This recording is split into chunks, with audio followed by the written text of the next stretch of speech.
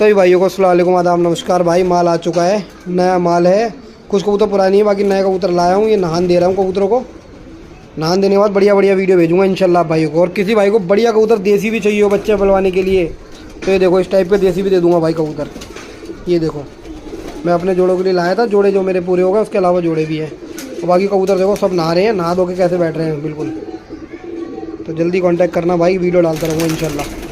ये देखो ये है, इसके बाद ये है। 2 पार्टीशन बंद है, अंदर वाला वो बंद है, वो अंदर वाला बंद है, ये वाला बंद है। देखो ये 2 पार्टीशन तो अभी पैक ही हैं, इनमें अलग माल है। ये नहा के आधे नहा रही हैं, आधे